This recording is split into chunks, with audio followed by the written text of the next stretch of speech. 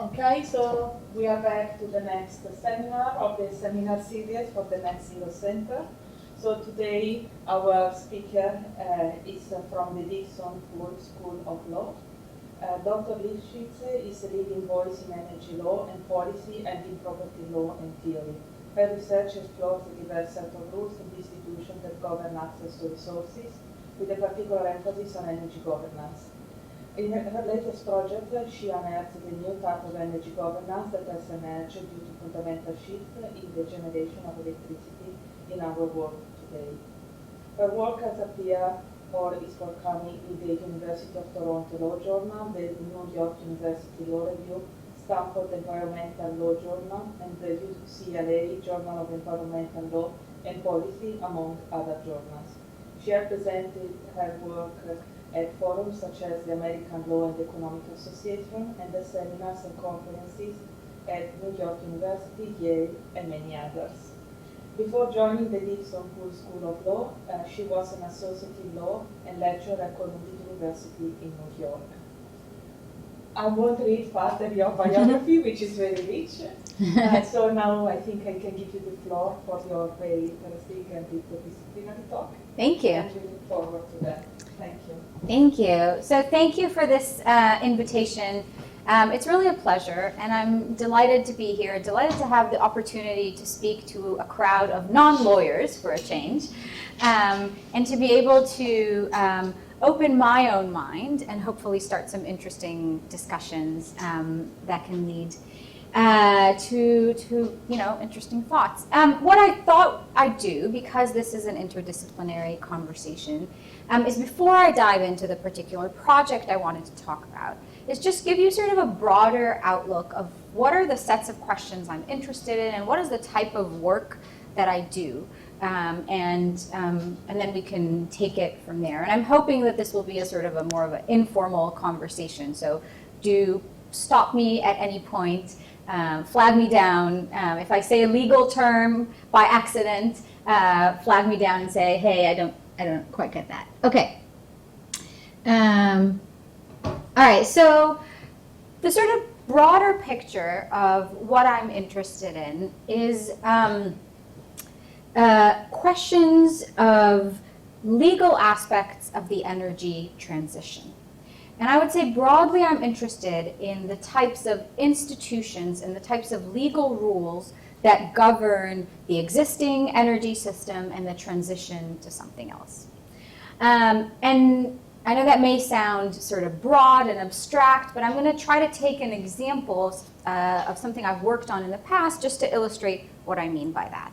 And hopefully this example will resonate with this audience.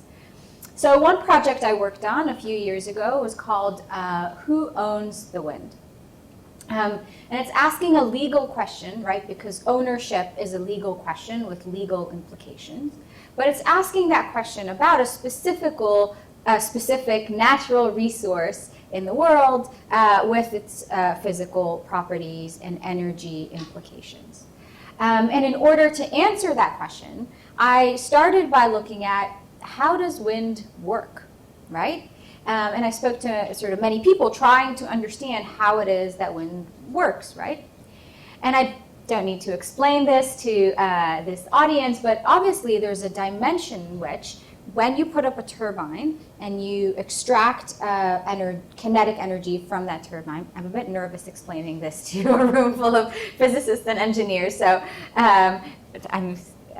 so forgive me, but when you put up a turbine and you extract the kinetic energy and you convert that to electric energy, there is less kinetic energy left in the energy stream. And then in legal terms, we would say that that means it's a rivalrous resource. Okay? It's like taking buckets of water out of a stream. It's like picking apples off a tree, all of which are resources where if one person uses, the other one can't. And that's exactly when the law will step in. Okay, and that's why it's an interesting question to ask, and it's interesting especially now because, I mean, it was always the case, right? If you think of it, you know, you can think of sailors sort of, you know, chasing each other to capture good wind, drafters in the Tour de France sort of lining behind each other to benefit from different wind drafts. So it's always been the case, but as we use more and more of wind energy, obviously the legal question also becomes a lot more pertinent because we need to know who owns the wind, right? Because if you don't own it, you can't use it. If you can't use it, you can't put up a wind turbine, and then you can't use wind energy. And so this is sort of a legal hurdle that will stop us from, or enable us if we set it up right, and that's sort of what I'm interested in. By the way, the answer, in case you're curious, to who owns the wind is typically landowners when it comes to onshore wind, with a few exceptions, and then offshore it will typically be sovereign states.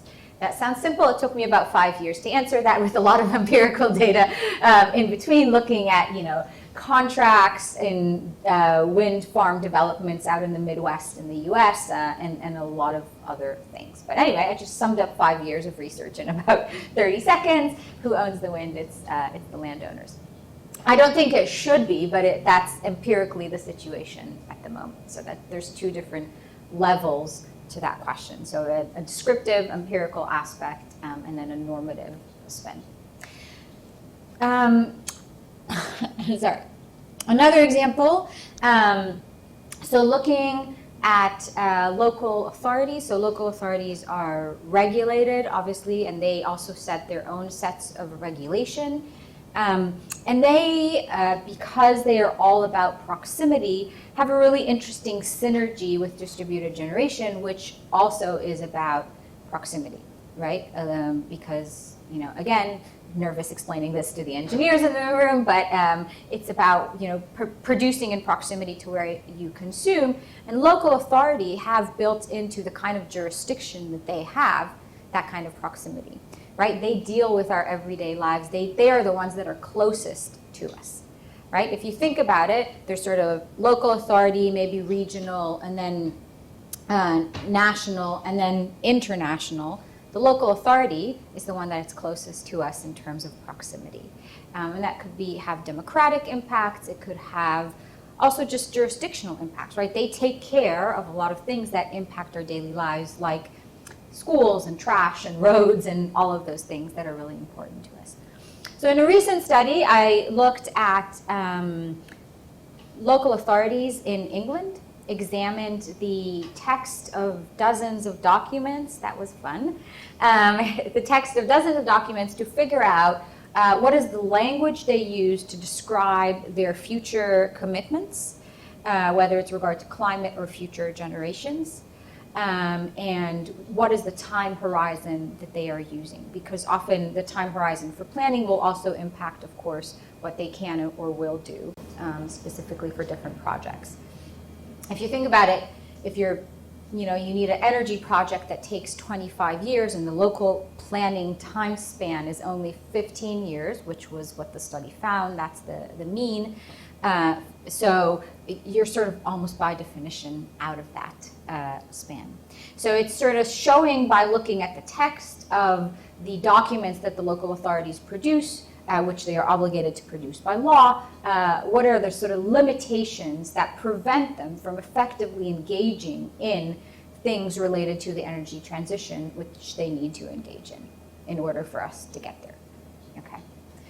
Energy-related litigation, I'm happy to speak more about that later. But this is sort of the types of questions that I am interested in. The legal levers or hurdles or facilitators that operate on energy law specifically, and that will either hinder or help us get to where we want to go in terms of the energy transition. And with that, I will turn to this current project, which is about the audience of law. And the project really is concerned with sort of a broader overview of sort of what is going on in the regulatory space in the last few years, and how we can sort of put a framework on it that helps us make sense of it, but equally helps us understand what the problems are so that we can address them. And the term I'm using for this is the term audience. And when it's a term that's used in social sciences separately, the way I'm using it here for law is, if you think of the audience of law, it's the group of people to whom the law is meant, to whom the law addresses, right? So a law is supposed to sort of speak to a group of people. It's supposed to affect change in a certain way. And law, I mean, it could be, you know, a statute from Parliament, or it could be a bill in the making, it could be a piece of regulation from Ofgem, it could be a local plan from the local authority, all of these broadly understood as legal mechanisms. Okay, so law in its sort of broadest sense. So, and there's an important function what the law plays, which is sort of the sort of communicative speaking function, right? If I want to use the law as a tool to affect change, I need to also think about who it's speaking to, right? So all of you, when you get up in front of your students, you know that you need to say something that is tailored to the audience. Otherwise, you're gonna get them, you know, zoning off halfway through, or, you know, it's what speakers do. You tailor your message to the audience. And that's what lawmakers need to do when they are speaking to their audience, okay? Because if they don't, just like our students won't appreciate us, and, you know, you don't give the same talk at a conference that you do in class because you tailor it to your audience, okay? Lawmakers need to be able to do the same. And this project is looking at the changes in energy law and questioning to what extent energy lawmakers have actually done that. Oh, see, got ahead of myself. I always do this in class too. I get ahead of my slides. Okay, so what's the traditional energy audience? Again, I don't need to explain the energy transition to this audience, which is nice. So the traditionally, if you think like 20, 30 years back, let's take Ofgem as our main example here. What Ofgem needed to do, it needed to speak to a much smaller group of parties, okay? It would have been producers, which was a much smaller group of producers. And most of those producers would be large commercial entities with certain both financial abilities and sort of institutional capacities, okay? And then there would be a smaller group of, you know, if you really think 30 years back, there would be a smaller group, so a small group of producers and also a small group of distributors and a smaller group of retailers before everything was unbundled and opened up. And so generally, the task was speaking to a pretty cohesive, homogeneous kind of audience, right? It was kind of, they kind of all knew each other, right? It was sort of like a small group of people, all in the same boat, all know each other. And it, in that sense, it was it's not fair to say easy, but it was a more straightforward kind of regulatory task. Well, what has happened today? We're seeing this shift on many fronts. We are seeing, first of all, lots more players involved. Let's just look at the production stage, right? So rather than, you know, maybe a dozen large producers, we have hundreds of thousands of producers of varying size, of varying capabilities, of varying capacities, both financial and institutional, right? Ability to understand the law, ability to get lawyers to help them understand the law, etc. Then on top of that, we have many more distributors. We have different kinds of production, which makes it also more complicated, right? Because we could have some on contracts for difference, which is what offshore wind uses in the UK, and we could have some on different kinds of arrangements with Ofgem. So, right, it's already diverse even within the group of large producers. And then on top of that, we have smaller producers, SMEs. Then we have more distributors. Then we have retailers, many, many more of those. We have local authorities, which are now part of the mix because they need to set up electric vehicle chargers, because they need to give permitting for solar panels, right? They used to be passive consumers. Now they themselves are also participants in this game, right? If you want to set up a solar panel, it's not enough. First of all, you need to own your house, which is a separate problem, which I've written about separately. But then you need finance for it. Another separate problem. You also need permitting from your local authority, right? So the local authority has to be now a decision maker in the energy sphere. And then we have individuals. So whether or not you actually set up a solar panel, which will impact our overall energy picture, is all of us. We are all energy decision makers, right? Now, you could say, okay, that was always the case because I would flick on the switch and how much energy I would consume was always my decision.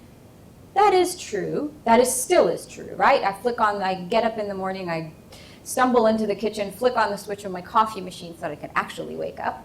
Once I do that, I'm obviously consuming electricity, I'm making a decision. But on top of that, I decide, I don't actually own a car, but hypothetically I could decide which car I buy and whether that's an EV. I could decide where I buy my electricity and what source that comes from. I can decide to put up a solar panel. There's so many decisions that I have to take. And that's, 67 million of us have to decide that. And all of a sudden, Ofgem has a completely different regulatory task. A completely different, radically different, from a handful of small homogeneous producers to pretty much everyone. And to illustrate this, I look in this paper at a case study which has to do with heating in buildings, which is why I have this lovely picture of someone trying to heat their feet against the fire, also very weather appropriate. So one of the things about heating, there's different data sets on this, but it's roughly 80% of homes in the UK still heat with gas-fired heating systems. Some people say it's slightly lower, it's in the 70s. Some people say it's slightly higher, it's sort of closer to 85. Let's just say a lot, okay? And it's obvious that that's something that we need to address if we are actually going to transition away from fossil fuels. So the thing is, though, it's not just replacing one factory from another, it's getting into people's homes. And that's socially, emotionally, and legally a lot more difficult. So for example, now Ofgem said, okay, well, I'm tasked with doing this. What do I do? In the olden days, Ofgem would put out a regulation and the producers would comply. So what did Ofgem do with heating? It introduced a scheme that was called the Renewable Heat Initiative.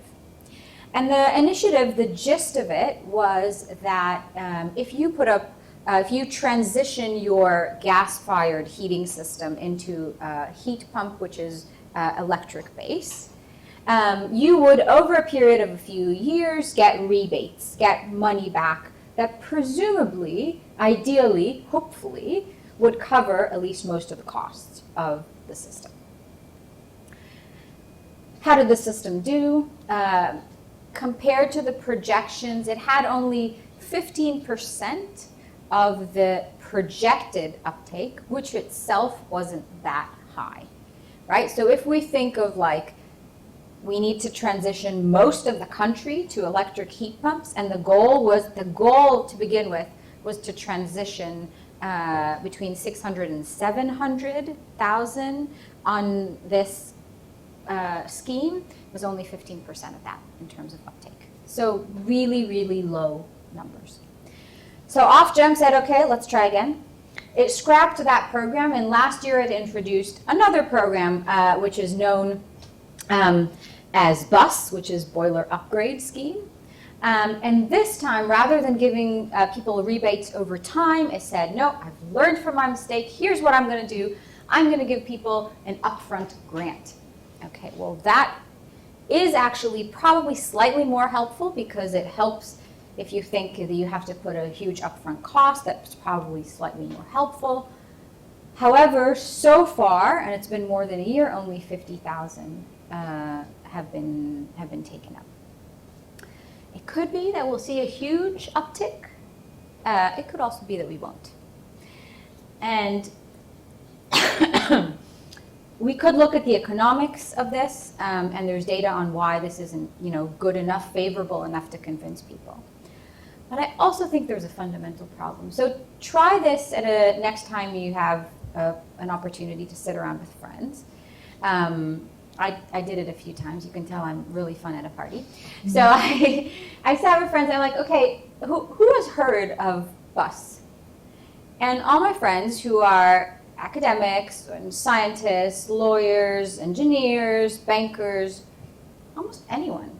No one has heard of this, right? Even self-proclaimed energy geeks like myself, I had to dig in to find out what this really is. I didn't know about it before I started doing this project.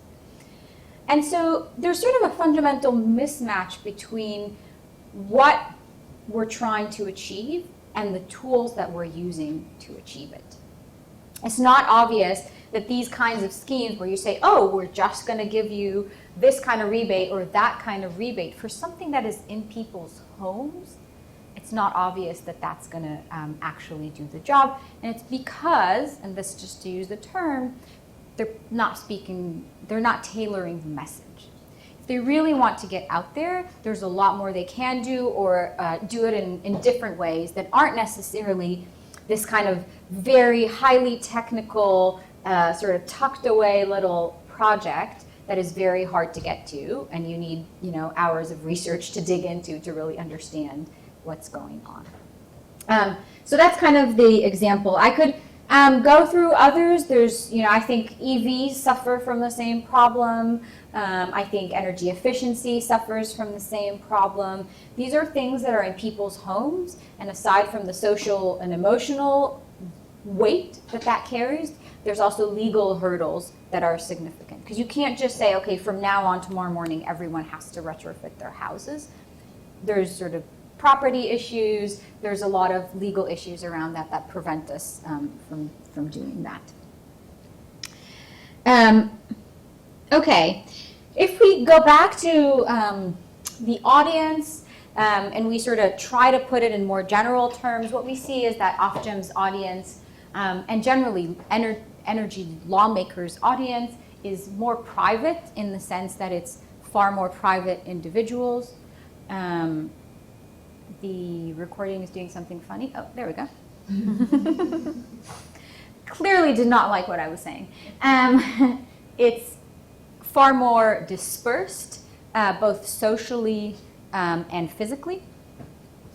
And it's more diverse, again, both socially, physically, economically, in terms of institutional capacity. If you think of Ofgem is now tasked with regulating both the highly sophisticated wind farms and highly sophisticated nuclear powers, but also equally, your neighbor and you, right? And, the little old lady that lives down the road and has to dig in to figure out what is bus telling her to do, right? All of these have to be somehow fit under one umbrella, and that is just a very different kind of regulatory task. And I think this is important. One that I think that we can get better at. So the gist of the project is to say, if we can clarify, start by describing what's going on, and in doing so, clarify what the situation is. There's also then a normative payoff. And the normative payoff is that if we understand better, we might also be able to do better, right? So if we understand what Ofgem is doing, and just taking, again, Ofgem is sort of my primary foil here as an example, but I think energy lawmaking is broader than that. It will help us tailor the message. It will help us understand where the pitfalls are and what we're doing that is differently. So if we take just the energy in homes as an example, it's obvious that the message isn't reaching who its intended audience, and we need to retailor it, redesign it in order to reach the audience. Now that could be tinkering with something with the scheme itself. It could be thinking about how it's delivered. Maybe it's a public campaign. Maybe it's the scheme itself needs to be structured in a way that will allow more outreach. Maybe it actually needs to allow for more money, but for a smaller group of individuals who find it more financially difficult to access this. Maybe it needs to be coupled with funding for sort of institutional capacity, people that will go out to homes and say, we want to help you transition, here's a fund, and sort of explain it to them. That requires funding, that requires sort of the backing of the legal system to do that. But that's what comes out of this kind of analysis. And again, we could think about similar offshoots for transition to electric vehicles, energy efficiency, and others. And then just to bring it back up and wrap up by looking at the broader questions again, I think this opens up also a whole host of questions moving forward, which I hope to pick your brain about. And I'm just going to jot down a few, but there's, I think, many more that will come up, and I'm happy for your thoughts on what you think, where you think this can go. So, what challenges do energy lawmakers and policymakers face? That's sort of where the thrust of this project is, right? And it's just picking at one aspect of it, using one concept to try to illuminate this, but there's many others that we can think about. In other projects, I've worked, for example, on how property law can either promote or hinder transition towards cleaner energy or towards distributed generation. For example, if we tweak property law, we could allow more people to put up solar panels. That's just one example. And how can they be mitigated? That's part of the question. Who are the energy decision makers and how do we impact their decisions? I think, and I didn't go into the details of the energy transition because I assumed it's familiar to everyone here in the room. But, I mean, it's just so different and there's so many more people involved and in different ways. And we can sort of start to break that apart more helpfully, right? It's not just individuals, that's still a big category. We can break that down based on locations, based on socioeconomic ability, based on, different parts of the country, things like that, urban, suburban, rural, or, different coastal, non-coastal, etc. How have technological shifts altered the energy law field and the dynamics? Right, so it's sort of this question assumes that, which I think is true, is a two-way street. So technology challenges the law responds, challenges technology, and it goes back and forth, right? There's sort of this dialogue between the law and the technology, which is, I think, really interesting to think about because they have to be in conversation. It's the case that the law has to enable these technological developments, otherwise they can't take hold, right? You can invent something, but if you can't legally put it in your house, or if you don't have the right scheme to set it up, like you don't have contracts for difference, you're not going to get an offshore wind farm going. But then equally, the technology then challenges the law, right? And then so we have to readjust our legal categories. So that sort of back and forth is really interesting to me. And how can energy law encourage and shape further technological and policy development? So how do we structure the law in ways that actually promotes the goals that we want to achieve, both in terms of technological advancement and in terms of policy goals, rather than holding us back? So I think I'll end here because this is a good point to hear what you're thinking. And I really love to hear your thoughts. Yeah.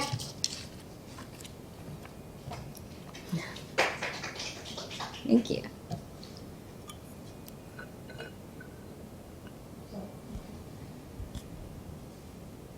So thank you. This was a very interesting talk, very, I would say, actual, right? So I attended the conference last week, and it was about net zero transition. And I think one of the things we discussed quite a lot was about the education aspect of this and how to educate people. So that maybe goes a bit back to the aspect of clarification, maybe, that you mentioned. But I also think sometimes the lawmakers, maybe, and policymakers need also to be a bit more educated about the technologies. So I was wondering if you have any thoughts on this, if you have ever thought, about both sides of the spectrum, so people who write the law and the policy, and then the end users, what we can do to educate better. Yeah, thanks for the question. I think that's a great point, that the education needs to go both ways. I would even say I suspect that part of the reason that the law isn't doing a good enough job in educating the people is maybe because those who are on the back end of it maybe need to be further educated themselves. Now, I don't mean this as specific critique against anyone. This is to say I agree with you that I think we can have benefits from both ends. How do we educate lawmakers, I think, is a complicated question. I would love to say we start in law school, but of course I say that because we do try to introduce these elements, but law school is only so many years, and there's not enough we can do in law school. And I think this goes to another aspect of the reason we are all in the room here, which is the interdisciplinary aspect of it. In law schools, we teach law.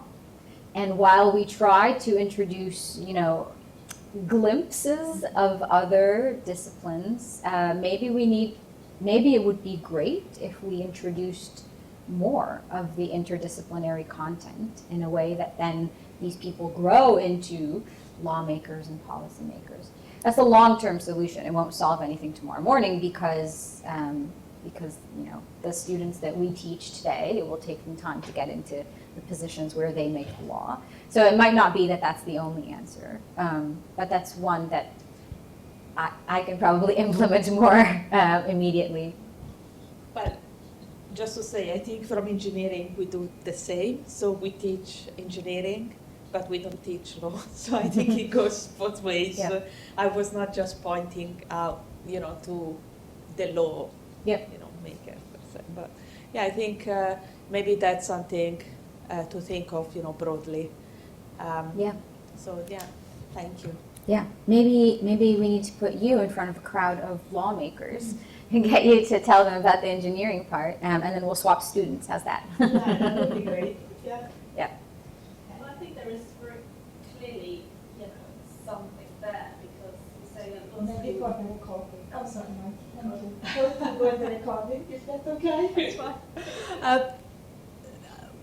What was I saying? Yes, that there is something there, because you said, in law school you teach law, but the law is changing with those changes. I mean, similarly with, AI, right? And AI, might mean that the basic rule of law are changing, and that needs to be incorporated. And so there's the foundation. The foundation of law are solid, but that doesn't mean that the things that you build on top can't modify. Yeah. So I think there is definitely. I'm not asking a question. I'm just saying, I think there is definitely scope for more interdisciplinary, teaching, on both sides. Yeah, and I think as someone who sort of does the legal aspects of it, I always feel that my starting point has to be understanding the problem from a technological or sort of non-legal perspective in order to be able to answer the legal question. So think about who owns the wind. My first step in understanding it was to sort of go and speak to colleagues of mine at the time in sort of the engineering and physics and ask them, explain wind to me, right? I mean, I get it, but explain it, give me something more, and only with that understanding can I then turn back to the law and say, okay, here's how we should do that. Here's how we are doing it at the moment. Here's what's actually happening. And no less important, here's how we should do it, because I think that's, an important layer of what we can add. But I couldn't have said all of that if I didn't actually understand the fact that the turbine is taking out kinetic energy, et cetera, et cetera. And so I think it's a really foundational layer to what we do. If we want to be able to adapt the law in the way you suggest and respond to problems and do so thoughtfully, we need to understand it. And there's, by the way, historical examples that we've done the opposite, and we've sort of, we now regret it or pay the price. So groundwater, for example, which was poorly understood at one point, because it was invisible. And there's cases, if you look at cases from the 1800s discussing groundwater, they literally say this is invisible, it flows in invisible streams. There's these like beautiful quotes. And so we don't understand it, and so we're just going to let landowners pump it up. If it's below your land, it's yours to pump up. Now we understand that it's the aquifer flows and it's under multiple plots of land, and if you drink it up from one point, you're also pulling it up from another, right? It's like two straws in the same milkshake. But we understand that now, and 200 years too late. And it's because we didn't understand it properly, and we developed rules that weren't actually responsive to the technological reality that we got there. So yeah, sorry, that was a long-winded answer, but just to say I agree. Yeah. Sorry. No, go ahead. I'll the microphone. So the thing who owns the wind. Yeah. My first reaction to that, or my first question to that was, yes, but wind is not a finite resource. So I can see, like, for the aquifer or the apples example that you mentioned, but wind, so is that taken into consideration at all? And you can see that I don't know anything about law. Yeah, so it is taken into consideration, and it's not finite in the sense that it will recreate every day or every year based on a certain pattern because the air pressures will change, etc. But if you put up a turbine right there and the wind is coming from your back, it will always be the case that I will have less. And so in that sense, it's consistently rivalrous. So you are always going to be taking some of my wind. Could be that on a certain day you're taking a little more or a little less. But there's still this competitive element just because of the way it's positioned. It could be that it's reciprocal, and I put up, if the wind really is coming from all directions, and like every day of the year it's coming from a different direction, and we both have turbines, maybe it's a reciprocal problem. It's typically not, because wind have patterns, and they typically come from certain directions and certain times of the year. And developers know this, right? They set up wind farms after doing studies about where the wind comes from and how it blows and which direction it goes, right? They are not randomly just scattering the turbines. And so they're doing this in very strategic ways, and so that has implications. Yeah. Does that make sense? Yeah. Yeah. Nice. Hi. Yep. Thank you. Yeah, it's on. Okay. Yeah. Okay. Yeah. So I study geography. So in geography, we always try to assess the effectiveness of strategies, mitigation strategies. Mm-hmm. So I have two questions for you. Yeah. So the first one is regarding on the EV transition in the UK. The EV? Transition in the UK. Yeah. So I wanted to ask, what are the key challenges faced by the government in terms of this EV transition over here? And how can stakeholders work with the government to try to accelerate this EV transition? Yeah. Okay. Yeah. Good question. So do you have 6 hours? No, okay, so I'll try to give a very brief answer on EVs.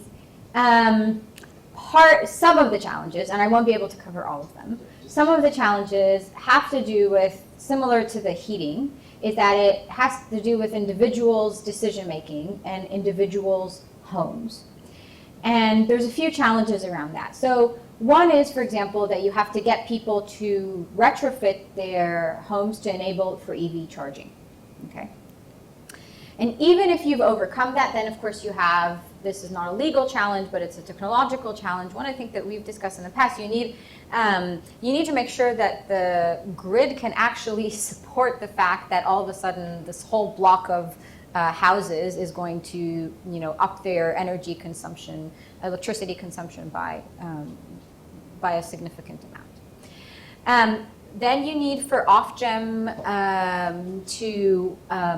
to regulate the grid in a way that allows for a two-way street, because EVs can also be used as sources of batteries, and if you want to benefit from that, you need Ofgem in its regulation to permit them to sell this vehicle to grid kind of. And then that's only assuming, right, that was the easy case so far, what I've said, because that was a single home on a roughly suburban street that has its own parking.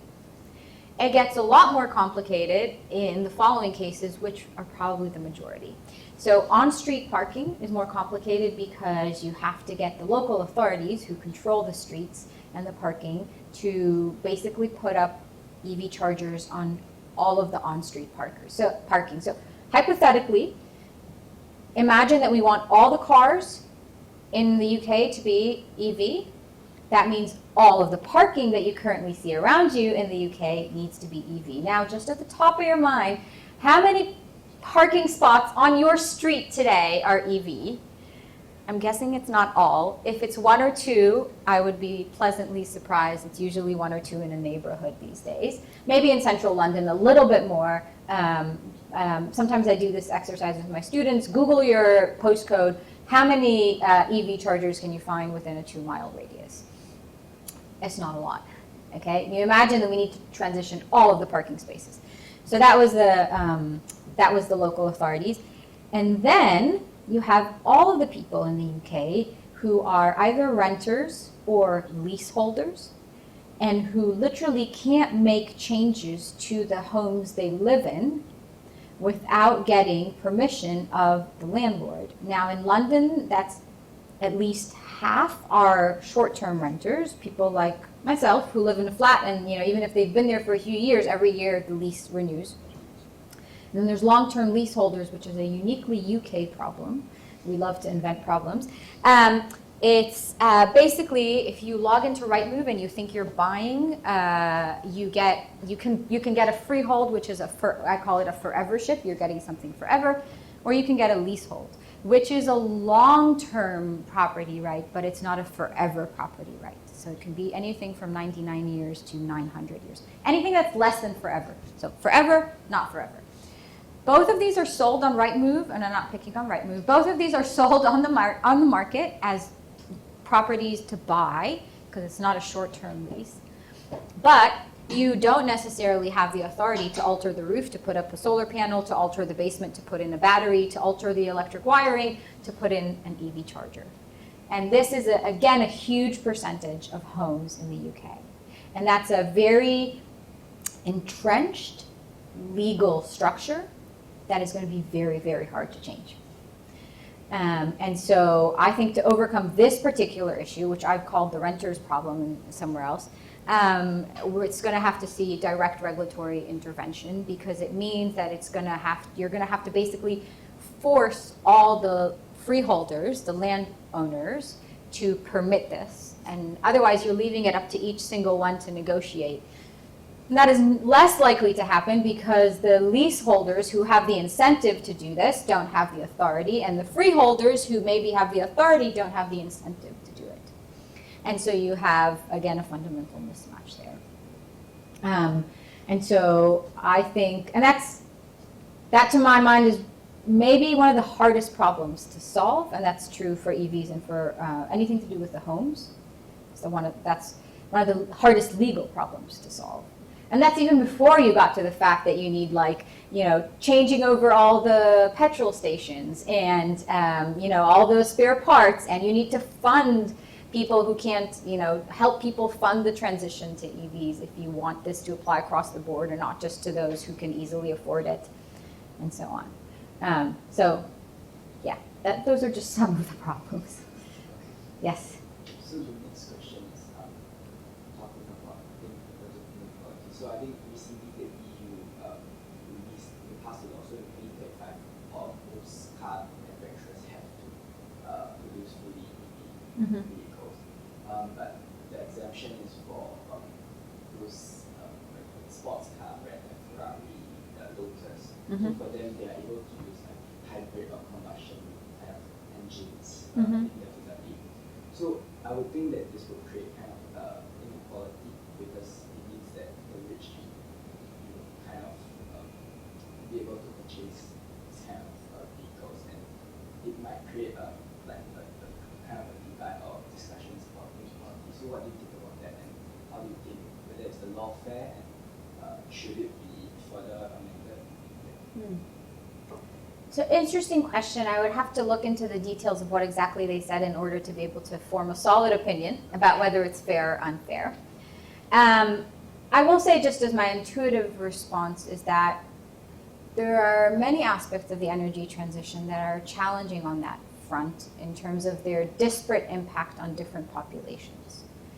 A lot of the time when we think about like funding solar panels, funding heating, these things tend to be more accessible to those with more disposable income, because even if you offer a grant or some kind of fund, there's still a cost that needs to be covered, and the way economics works, it's just the case that if you have more, it's easier for you to afford to spend it on something like a solar panel or an EV or retrofitting your home to begin with. I don't have a magic solution. I can't wave my pen and say, problem solved. All I can say is that I think this is something that the law needs to be very mindful of. I mentioned earlier that I think that, for example, with heating, one of the things that we can consider is offering actually higher support, but to a smaller group of people that might need it more. And start with that. For example, start with focusing on council housing, right? And just do that, but do it really well for a little bit, and then move on to something else. And so that might be one way of tackling it, but that's sort of an initial thought. I don't have a magic marker that I could wave and solve all the problems of inequality, unfortunately.